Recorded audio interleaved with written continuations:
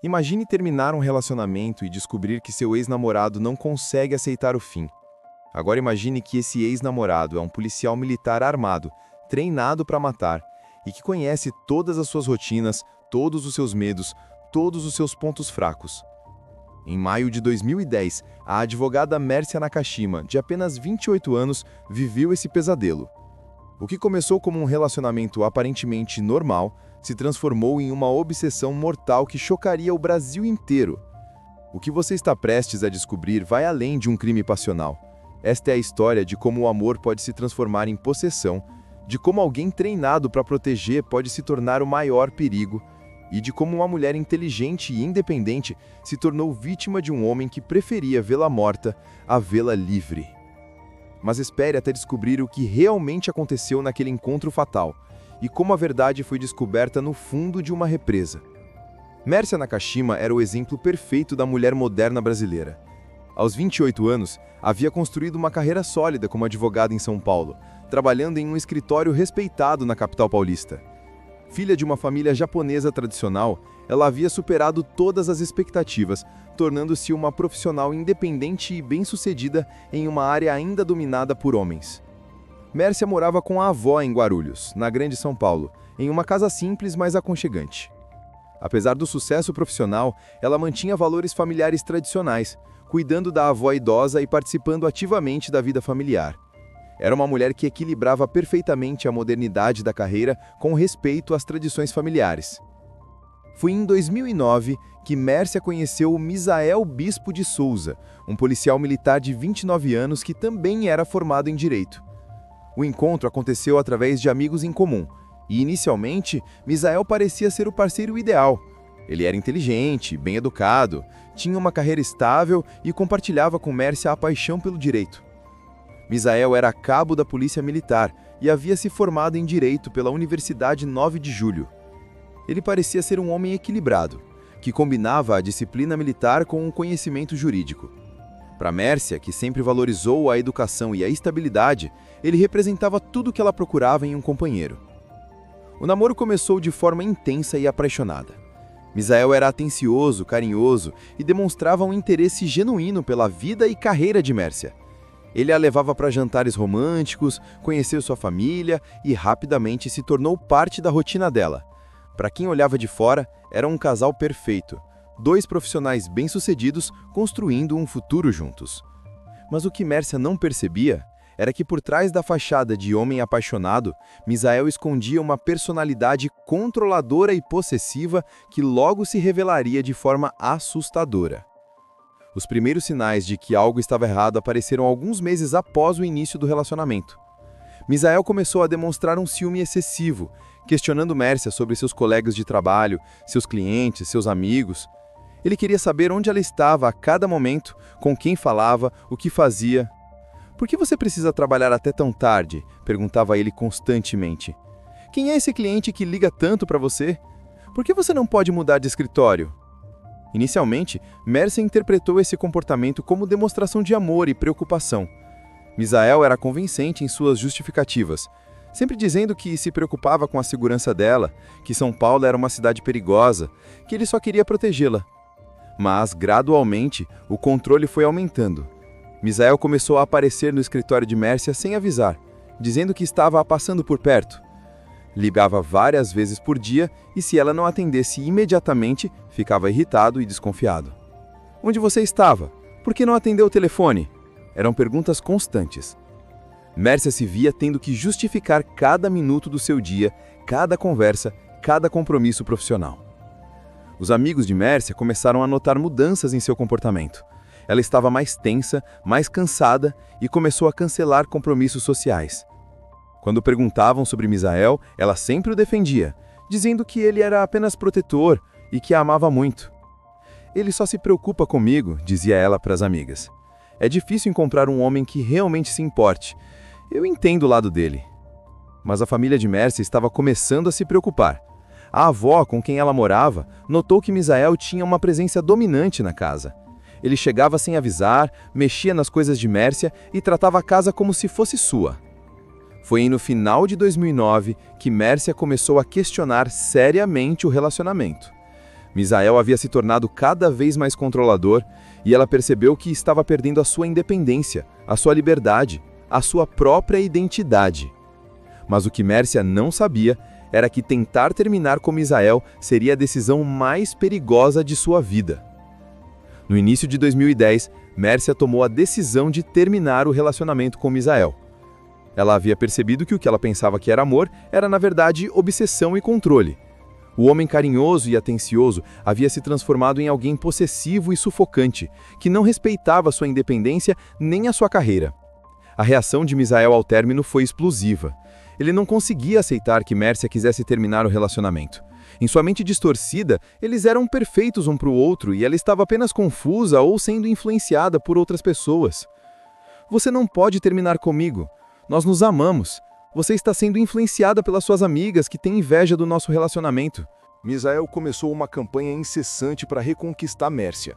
Ele aparecia no escritório dela, mandava flores, escrevia cartas românticas, ligava constantemente. Quando ela se recusava a atender, ele deixava dezenas de mensagens no celular e no telefone fixo. "Mércia, você é a mulher da minha vida", dizia ele nas mensagens. "Eu não posso viver sem você. Por favor, me dê mais uma chance. Eu prometo que vou mudar." Mas Mércia estava firme em sua decisão. Ela havia recuperado sua liberdade e não queria voltar atrás. Ela mudou o número do celular, pediu para os colegas de trabalho não passarem ligações dele e tentou seguir em frente com sua vida. A persistência de Misael, porém, começou a se transformar em algo mais sinistro. Ele começou a seguir Mércia, aparecendo nos lugares que ela frequentava, nos restaurantes onde ela almoçava, nas ruas por onde ela passava. Era como se ele estivesse sempre observando, sempre presente. "Ele está me perseguindo", Mércia confessou para uma amiga próxima. "Eu o vejo em todo lugar. Está ficando assustador." A amiga sugeriu que ela procurasse a polícia, mas Mércia hesitou. Misael era policial militar, conhecia o sistema, tinha contatos. Ela temia que uma denúncia não fosse levada a sério, ou pior, que isso irritasse ainda mais. Mas o que Mércia não sabia era que Misael estava planejando algo muito mais drástico. Em sua mente distorcida, se ele não pudesse ter Mércia, ninguém mais poderia. E como policial treinado, ele sabia exatamente como executar seu plano. Em maio de 2010, 4 meses após o término do relacionamento, Misael intensificou suas tentativas de contato com Mércia. Ele havia descoberto que ela estava saindo com outras pessoas, e isso deixou em um estado de fúria e desespero que seus colegas de trabalho começaram a notar. "Ele estava diferente", relatou um colega policial anos depois. Mais nervoso, mais agressivo, falava constantemente sobre a ex-namorada, sobre como ela havia traído o amor deles. Misael começou a fazer ameaças veladas. Em mensagens de texto e ligações, ele dizia coisas como: "Você vai se arrepender de ter me deixado" e "Se eu não posso ter você, ninguém pode." Mércia ficou genuinamente assustada e começou a tomar precauções extras. Ela mudou suas rotas para o trabalho, evitava sair sozinha à noite e sempre avisava amigos sobre seus compromissos. Mas Misael conhecia todas as suas rotinas, todos os seus hábitos, todos os lugares que ela frequentava. No dia 23 de maio de 2010, um domingo, Mércia estava na casa da avó em Guarulhos quando recebeu uma ligação de Misael. Ele parecia diferente, mais calmo, mais racional. Disse que queria conversar com ela uma última vez, que havia aceitado o término e queria se despedir adequadamente. "Mércia, você entendeu que você não quer mais ficar comigo. Eu só quero conversar com você uma última vez para podermos terminar em paz. Você me deve pelo menos isso." Mércia hesitou. Parte dela queria acreditar que Misael havia finalmente aceitado o fim do relacionamento. Talvez uma conversa final realmente pudesse encerrar aquele capítulo de forma civilizada. "Onde você quer conversar?" perguntou ela. "Vamos nos encontrar em um lugar público, no shopping ou em um restaurante, só para conversarmos e nos despedirmos como pessoas maduras." Após muito hesitar, Mércia concordou. Ela disse à avó que ia sair para resolver uma questão pessoal e que voltaria em algumas horas. Eram cerca de 14 horas que ela saiu de casa dirigindo seu Corsa prata. Mas o que Mércia não sabia era que Misael não tinha nenhuma intenção de se despedir. Ele havia planejado cuidadosamente aquele encontro, e o que aconteceria nas próximas horas selaria o destino trágico da jovem advogada. Mércia nunca chegou ao local combinado para o encontro. Às 18 horas, quando ela não havia voltado para casa nem atendido às ligações da avó, a família começou a se preocupar. Mércia era uma pessoa pontual e responsável, sempre avisava quando ia se atrasar. A avó ligou para amigos e colegas de trabalho de Mércia, mas ninguém sabia onde ela estava. Às 20 horas, a família decidiu procurar a polícia para registrar o desaparecimento. O que eles não sabiam era que naquele exato momento, Misael estava executando a fase final do seu plano macabro. Quando a família relatou à polícia que Mércia havia saído para se encontrar com o ex-namorado policial militar, os investigadores imediatamente focaram em Misael como principal suspeito. Eles o localizaram em sua casa, onde ele estava agindo de forma estranhamente calma para alguém cuja ex-namorada havia desaparecido. Eu não sei onde ela está. Nós marcamos para nos encontrar, mas ela não apareceu. Achei que ela havia mudado de ideia. Mas a versão de Misael não condizia com os fatos. Testemunhas relataram ter visto o carro de Mércia em uma estrada isolada na região de Nazaré Paulista, a mais de 60 quilômetros de Guarulhos. O que ela estaria fazendo em um local tão distante e isolado? A polícia começou uma busca intensiva pela região. Helicópteros sobrevoaram, equipes de mergulhadores foram acionados para vasculhar represas e rios, e centenas de policiais percorreram estradas e trilhas. Mas não havia nenhum sinal de Mércia ou de seu carro. Durante os interrogatórios, Misael mantinha sua versão de que não sabia onde Mércia estava. Ele parecia genuinamente preocupado, colaborava com as investigações e até mesmo participou das buscas. Sua performance era tão convincente que alguns investigadores chegaram a considerar outras possibilidades. Talvez ela tenha fugido, especulavam alguns. Talvez tenha decidido desaparecer para escapar da perseguição dele. Mas os investigadores mais experientes sabiam que algo estava errado. O comportamento de Misael era controlado demais, calculado demais. Ele respondia às perguntas com precisão militar, nunca se contradizia, nunca demonstrava emoções genuínas. Foram dias angustiantes para a família de Mércia. A cada hora que passava, as esperanças de encontrá-la viva diminuíam. Mas o que a polícia descobriu no dia 10 de junho mudaria tudo e revelaria a verdade horrível sobre o que havia acontecido com a jovem advogada. 18 dias após o desaparecimento de Mércia, em 10 de junho de 2010, mergulhadores da Polícia Civil fizeram uma descoberta que confirmou os piores temores da família. No fundo da represa de Nazaré Paulista, a cerca de 15 metros de profundidade, eles encontraram o Corsa Prata de Mércia. O carro estava completamente submerso, com os vidros fechados e as portas trancadas. Quando os mergulhadores conseguiram abrir o veículo, encontraram pertences pessoais de Mércia, sua bolsa, documentos, celular, mas não havia sinal do corpo dela. A descoberta do carro intensificou as buscas na região. Se Mércia não estava no veículo, onde estaria seu corpo? A resposta veio no dia seguinte, 11 de junho, quando mergulhadores encontraram o corpo da advogada a cerca de 200 metros do local onde estava o carro. O que os legistas descobriram durante a necropsia foi ainda mais chocante do que a família e os investigadores imaginavam. Mércia havia sido baleada no queixo, mas o tiro não havia sido fatal. A causa da morte foi afogamento. Ela havia morrido na água, ainda viva, após ser baleada. Ela foi atingida por um disparo no queixo, mas ainda estava consciente quando foi jogada na represa, explicou o legista responsável pelo caso. A morte foi por afogamento. Ela lutou pela vida até o final. Essa revelação transformou o caso de desaparecimento em homicídio qualificado. Misael não havia apenas matado Mércia. Ele havia atirado nela e depois a jogado viva na represa, deixando-a morrer afogada. Era um ato de crueldade extrema que chocou até mesmo investigadores experientes. Quando confrontado com as evidências, Misael ainda tentou manter sua inocência. Ele alegou que não sabia como o carro de Mércia havia parado na represa, que talvez ela tivesse se suicidado, que ele não tinha nada a ver com a morte dela. Mas a investigação revelou evidências esmagadoras contra ele.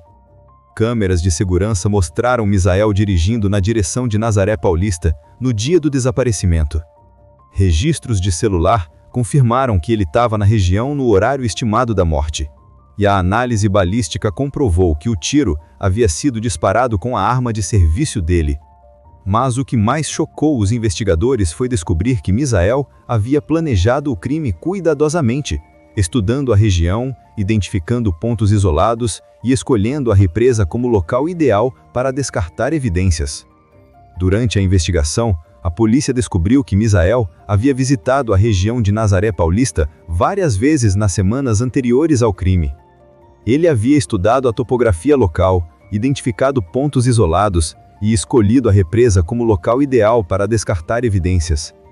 Ele conhecia muito bem aquela região, revelou o investigador. Havia planejado tudo nos mínimos detalhes. Sabia que a represa era profunda, que o corpo demoraria para ser encontrado, que as evidências seriam destruídas pela água. A reconstituição do crime revelou a frieza e crueldade de Misael. Ele havia convencido Mércia a ir com ele até Nazaré Paulista, provavelmente sob o pretexto de que queriam conversar em um local mais reservado. Uma vez lá, ele ameaçou com a arma, discutiu com ela e, quando percebeu que ela nunca voltaria para ele, atirou. Mas o tiro no queixo não havia sido fatal. Mércia estava ferida, sangrando, mas ainda consciente quando Misael a colocou no carro e dirigiu até a represa. Lá, ele empurrou o veículo para dentro da água, com Mércia ainda viva no interior. Ela deve ter lutado desesperadamente para sair do carro, disse o perito. Mas os vidros estavam fechados, as portas trancadas. Ela morreu afogada, sabendo que ia morrer, sabendo que havia sido traída por alguém em que um dia confiou. O julgamento de Misael começou em 2013, 3 anos após o crime. Durante todo o processo, ele manteve sua inocência, alegando que era vítima de uma conspiração, que as evidências haviam sido plantadas, que ele jamais faria mal a Mércia. Mas o júri não acreditou em suas alegações. As evidências eram esmagadoras, os registros de localização, as imagens de câmeras de segurança, a análise balística e, principalmente, o histórico de perseguição e ameaças que ele havia feito contra Mércia. Em março de 2013, Misael Bispo de Souza foi condenado a 20 anos de prisão por homicídio qualificado. A qualificadora foi aceita devido à crueldade extrema do crime, atirar na vítima e depois deixá-la morrer afogada. Mas a história não terminou aí. Em 2017, em uma decisão que gerou polêmica nacional, o Tribunal de Justiça de São Paulo aumentou a pena de Misael para 22 anos e 8 meses, reconhecendo que o crime havia sido ainda mais grave do que inicialmente considerado. A família de Mércia finalmente teve a sensação de que a justiça havia sido feita, mas nada poderia trazer de volta a jovem advogada que tinha toda uma vida pela frente. O caso Mércia Nakashima se tornou um marco na discussão sobre violência doméstica e feminicídio no Brasil. Ele mostrou como relacionamentos aparentemente normais podem esconder obsessões perigosas e como mulheres independentes e bem-sucedidas também podem se tornar vítimas de homens que não conseguem aceitar o fim de um relacionamento. A história de Mércia inspirou mudanças importantes na legislação brasileira. Em 2015, 5 anos após sua morte, foi sancionada a Lei do Feminicídio, Lei 13.104/15, que tornou o assassinato de mulheres por questões de gênero um crime hediondo, com penas mais severas. O caso Mércia foi fundamental para que a sociedade brasileira entendesse a gravidade da violência contra a mulher, disse uma promotora especializada em violência doméstica. Ele mostrou que não basta apenas terminar um relacionamento abusivo. É preciso ter proteção, é preciso denunciar, é preciso que o Estado atue. A família de Mércia se tornou ativa na luta pelos direitos das mulheres. Eles participam de campanhas de conscientização, falam em universidades e eventos e trabalham para que a história de Mércia sirva como alerta para outras mulheres em situações similares. Mércia era uma mulher forte, independente, inteligente, disse sua irmã em uma entrevista. Se isso pode acontecer com ela, pode acontecer com qualquer mulher. É por isso que precisamos falar sobre isso, precisamos alertar outras mulheres sobre os sinais de perigo. O caso também levantou questões sobre o acesso de policiais a armas de fogo.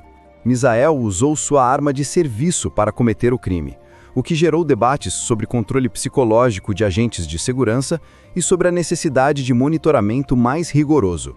Em 2023, 13 anos após o crime, Misael foi beneficiado com a progressão para o regime aberto, passando a cumprir o restante da pena em casa. A decisão gerou revolta na família de Mércia e em organizações de defesa dos direitos das mulheres, que consideraram a medida prematura. Ele tirou a vida da nossa Mércia de forma cruel e covarde, protestou a família. Como pode estar livre enquanto ela nunca mais voltará para casa? Mas, independentemente das controvérsias jurídicas, o legado de Mércia Nakashima permanece vivo. Sua história continua sendo contada em escolas, universidades e campanhas de conscientização, servindo como um alerta sobre os perigos da violência doméstica e da obsessão amorosa. Hoje, quando falamos sobre os sinais de relacionamentos abusivos, sobre a importância de denunciar ameaças, sobre o direito das mulheres de terminar relacionamentos sem medo de represálias, estamos honrando a memória de Mércia e de todas as mulheres que perderam suas vidas por não conseguirem se livrar de homens que confundiram amor com posse. O caso nos ensina que o amor verdadeiro respeita a liberdade, aceita o fim quando necessário e jamais se transforma em violência. Quando um relacionamento se torna uma prisão, quando o parceiro se torna um perseguidor, quando o amor se transforma em obsessão, é hora de buscar ajuda e proteção. Se você conhece alguém em uma situação similar, não hesite em oferecer apoio. Se você está vivendo um relacionamento abusivo, saiba que não está sozinha. A Central de Atendimento à Mulher, 180, funciona 24 horas por dia e pode fornecer orientação e proteção. A história de Mércia Nakashima nos lembra que o silêncio pode ser fatal, mas a coragem de denunciar e buscar ajuda pode salvar vidas. Que sua memória continue inspirando outras mulheres a lutarem por sua liberdade e segurança, e que sua história sirva como um alerta para que tragédias como essa nunca mais se repitam.